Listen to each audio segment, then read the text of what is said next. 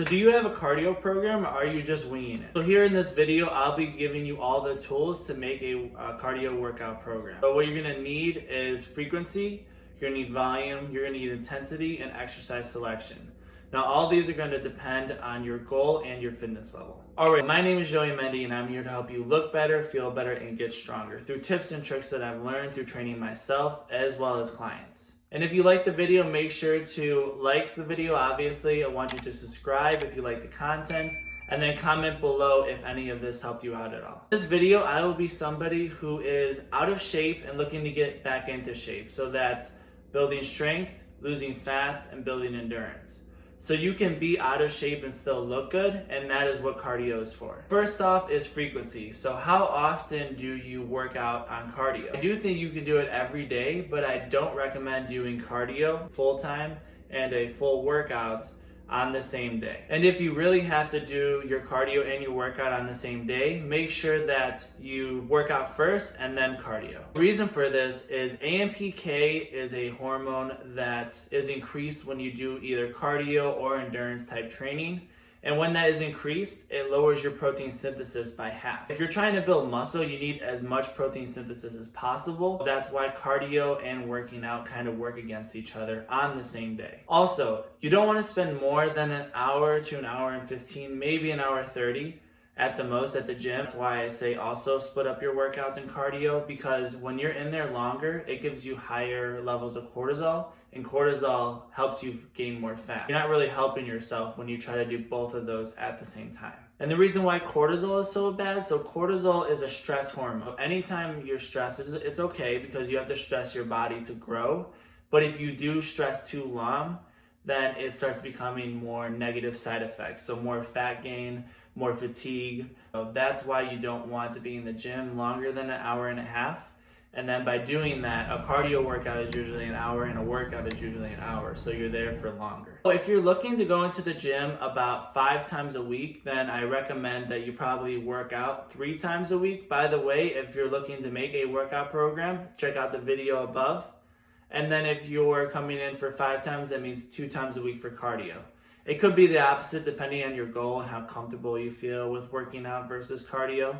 Either way, it's both to help you. Okay, so the progressions of cardio is very simple. There is steady state cardio, which is low intensity. There is interval training, which is moderate intensity. You're mixing high and low. And then there is HIIT training or high intensity cardio. All right, so what kind of intensity or cardio do you want to start with? Well, you always want to start with steady state or low intensity cardio, which is good for people that are overweight or out of shape. So walking, biking, the elliptical, or anything else that is low impact would definitely be something that you should do when you're doing low intensity workouts with either somebody who is out of shape or definitely overweight. Because when you start putting all the weight on one leg or jumping or anything else like that, you're putting between 2.5 to 3 times your body weight onto that one leg.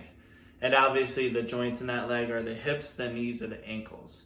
So you don't want to do that to yourself if you are overweight, because again, it can cause injuries or it can make you not make as much progress. All right, once that isn't challenging anymore, if you still need to lose weight, then I just recommend you to either increase the incline or you increase the resistance.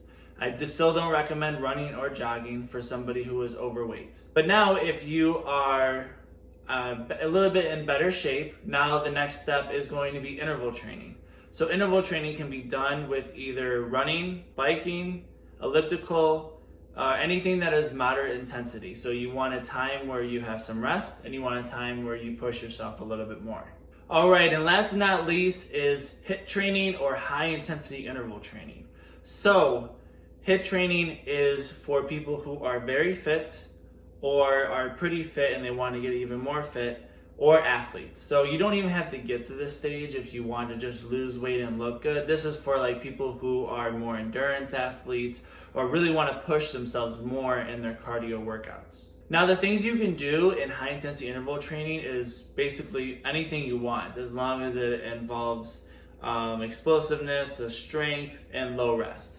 So basically you can use barbells, you can use cardio equipment, you can sprint, You can do any explosive movement, any Olympic movements. You can use dumbbells, you can use body weights, you can use plyometrics, upper body or lower body. You can use tires, you can use ropes, you can use hammers. You can do all of those things because you already have such a good base and you already are in such good shape that those things are going to be very, very tough.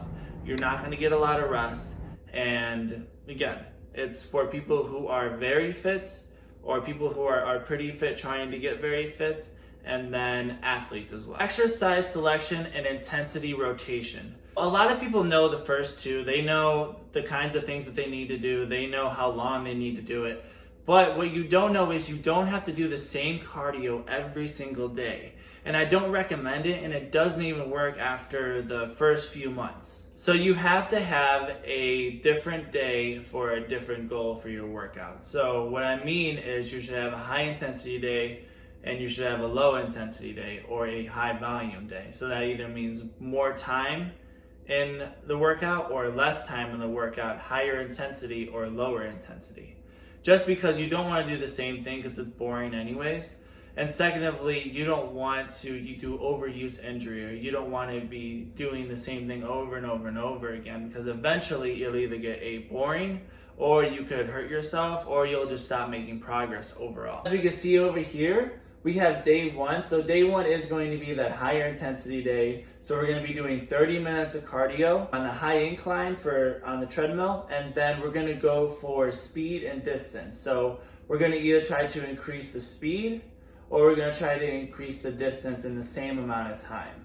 So what that could mean is going from, say, 2.7 miles an hour to 3 miles an hour. And then now our distance will be even more than what it was last time. And that's our goal for day one. Day two is going to be moderate intensity and moderate volume. So what that means is that we're going to have a little bit higher of a speed, but we're also going to have a very low incline. So we're not going to worry about that. And then we're going to start at 30 minutes and work our way up to 45 minutes. So now you're not changing your speed. You're not changing your incline. You're just going to change the amount of time that you're on that cardio equipment or that you're doing cardio for.